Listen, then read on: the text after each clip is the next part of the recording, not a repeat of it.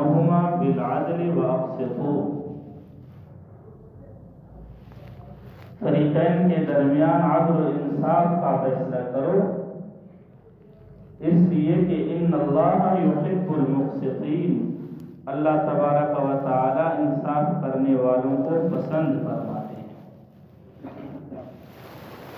انصاف کرنے والے لوگ اللہ تبارک و تعالی کے پسندیدہ لوگ ہوتے ہیں۔ حضرت علی رضی اللہ تعالی عنہ کا قول ہے، وہ فرماتے ہیں کہ کافر کی حکمرانی تو چل سکتی ہے مگر ظالم کی نہیں، ظلم دیر تک نہیں رہے گا، ظالم خود مٹ جائے گا۔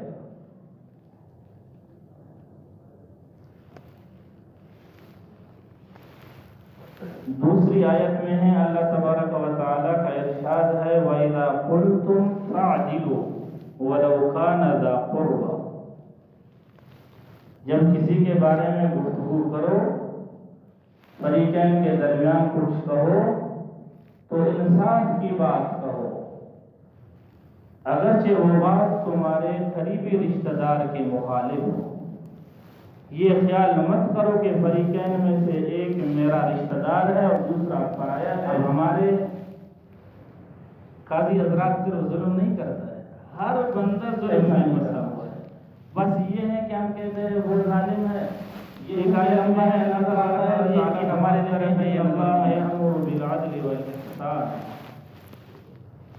اللہ تبارک و تعالی تمہیں عدل و احسان کا حکم دیتا ہے۔ علماء نے لکھا ہے کہ عبادات میں بھی ظلم سے بچنا چاہیے۔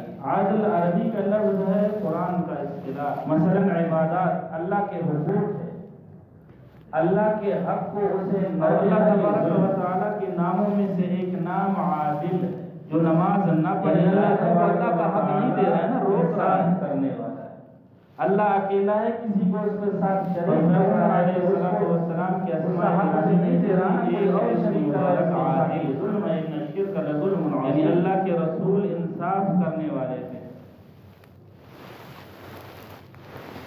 جتنے حقوق کے دائرے ہیں اتنا بڑا عدل کا دائرہ ہے، اور عدل کے ساتھ ساتھ دوسرا دائرہ ظلم کا بھی ہوتا ہے جو اس کے بالکل قریب چلتا ہے۔ جو عدل سے بھٹک گیا وہ ظلم کے دائرے میں آ ہی جائے گا۔